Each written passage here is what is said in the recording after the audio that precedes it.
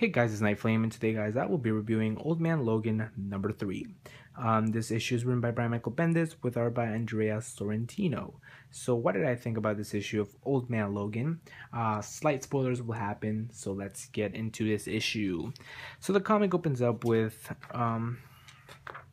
Apocalypse. He is, I guess, showing his presence in probably the domain of Apocalypse. Yeah, so it says right there. So, yeah, while all of this is happening, Thor comes in, which is the Thor that we've seen before in this series, and she starts to attack Logan. The X-Men don't really want to turn their back on their fellow mutants, so they, kind of help him in a way.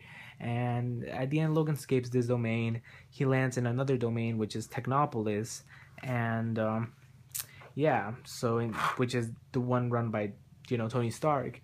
And in this domain, he gets questioned by the other Thor. And the other Thor, which is Jim Rhodes, he doesn't like Wolverine. And when Wolverine says he's a mutant, he doesn't like him even more. So when that happens, he just grabs Wolverine and takes him to the Deadlands. And that's where the issue ends. So, yeah, there was a quick summary. I didn't want to give a lot away, which I probably did, but I didn't give all those, small deets away. So, yeah. That's where it ends. And what did I think about this issue overall? So, Old Man Logan number 3. This issue was, in a way, it was something different. I never seen, I guess a Secret Wars tie-in be something like this. Old Man Logan has been basically about Wolverine going everywhere but his domain. And when I read the first issue, I was like, oh, I like his domain. But now that I think about it, his domain has nothing else to be, it has no story left to be, told, I guess. We have, just his son and Danielle Cage. But that's it, you don't have a lot of possibilities just by those 3 characters. But instead, I guess Brian Michael Bendis tried to explore more domains, and all of his books have been a little confusing. We have Ultimate End, which is in some weird domain that's having some weird events happening. It's just so weird. I don't like Ultimate End. That's why I dropped it. But then you have Guardians of Nowhere, which is not even in a domain, which is in space, and it's in their weird little world. It had an interesting story, but it felt really out of connection with Secret Wars. So then we have Old Man Logan, and Old Man Logan feels the one that's mostly, correlated with Secret Wars.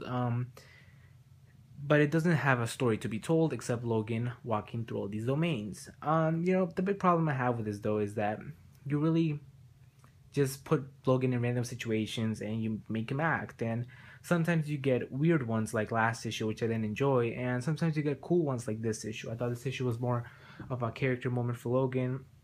I liked actually Logan in this issue as well, especially the conversation he had with Frost in this issue, and also meeting Tony Stark. That was great.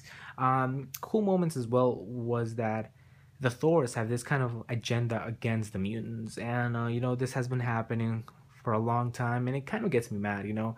This is, I guess, the biggest hate I have against Secret Wars is that in Secret Wars, mutants can't even have in peace. They can't live in peace. They just have a constant, I guess, conflict happening to them. So, yeah, I want to live in a world where mutants can live in peace, and probably that won't happen.